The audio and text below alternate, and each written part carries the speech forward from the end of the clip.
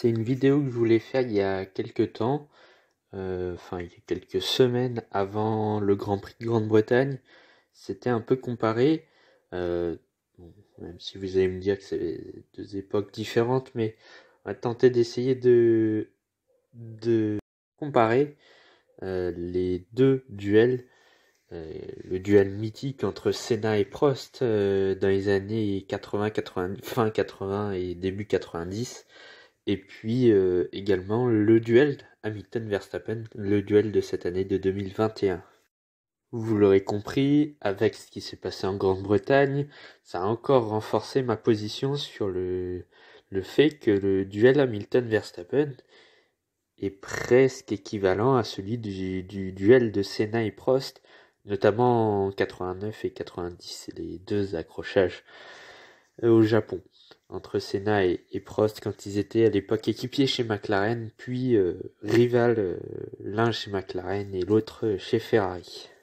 On va commencer déjà par 1989, l'année de la bataille entre les deux équipiers de la McLaren Honda, Ayrton Senna et Alain Prost. C'est l'un des duels les plus mythiques de l'histoire de la Formule 1. Peut-être qu'il sera un jour rejoint par Lewis Hamilton et Max Verstappen, on ne sait jamais. Mais en tout cas, en 1989, ça a été un sacré duel entre les pilotes McLaren 1989. À cette époque, Alain Prost était déjà double champion du monde de Formule 1 en 1985 et 1986. C'était alors pour McLaren déjà à l'époque. Donc c'était la même écurie en gros. Ayrton Senna, lui, c'est tout simplement le champion du monde en titre en 1988, donc toujours avec McLaren pour sa première saison avec l'écurie britannique. Il était chez Lotus l'année d'avant. Et il est passé chez McLaren, il a été directement champion du monde. Donc 1989, c'est le combat entre Prost et Senna qui avait déjà lieu en 88, mais en 89 ce sera encore plus féru. Avant le Grand Prix du Japon, Alain Prost lui avait remporté 4 courses cette année-là, et Ayrton Senna était déjà à 6 victoires, dont la dernière victoire au Grand Prix d'Espagne. Donc un Grand Prix avant celui du Japon 1989. À ce moment-là, Alain Prost comptait 81 points, Ayrton Senna 60, mais on retirait les meilleurs résultats d'Alain Prost puisque à l'époque, seuls les 11 meilleurs résultats étaient retenus pour une saison de Formule 1.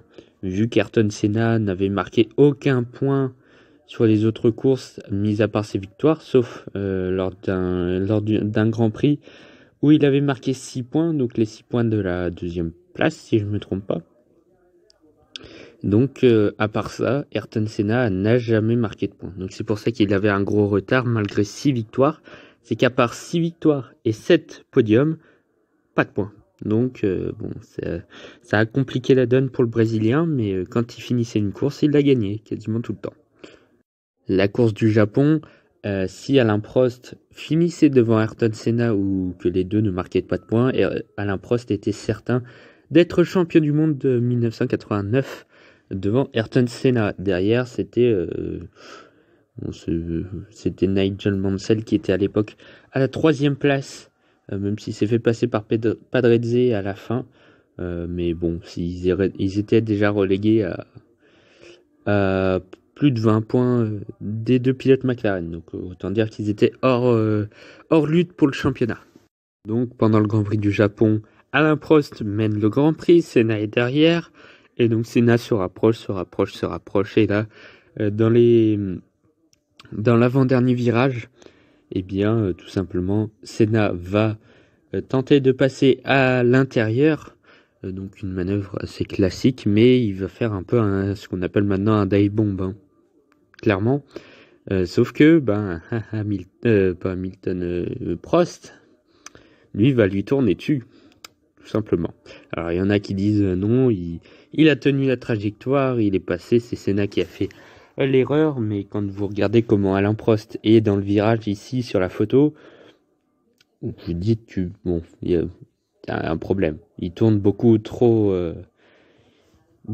avant le virage et ça se voit qu'il veut aller percuter Ayrton Senna pour être champion du monde. Et le pire, c'est que ça n'a pas marché au début. Pourquoi ça n'a pas marché? Ayrton Senna, lui, il est reparti. Même avec un aileron cassé, il est reparti, il s'est fait pousser par les commissaires.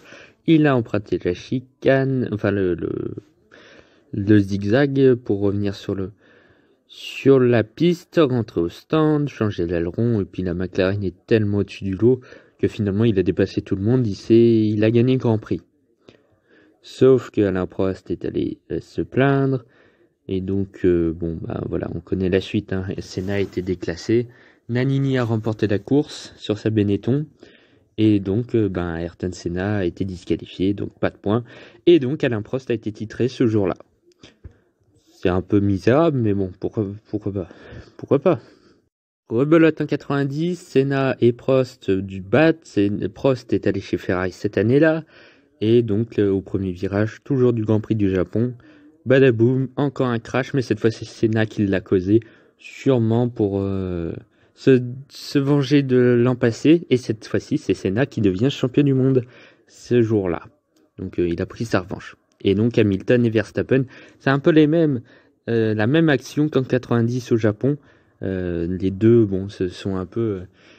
quand on regarde bien, Verstappen, finalement, il a pas laissé la trajectoire idéale quand même. Il a tourné un peu... mais Hamilton avait quand même fait... Il n'aurait pas dû être là. En tout cas, ça nous a donné le même crash que Senna et Prost au Japon en 90, même si en 90, les deux étaient partis dans le mur. Là, Hamilton n'a pas eu de dégâts et Verstappen, lui, par contre, a tapé fort le mur. Ce qui n'était pas le cas en 90. En 89, c'est aussi le même crash, mais avec moins de vitesse, donc moins de violence. Il n'y a que les ailerons qui ont cassé. Mais on peut comparer ces duels.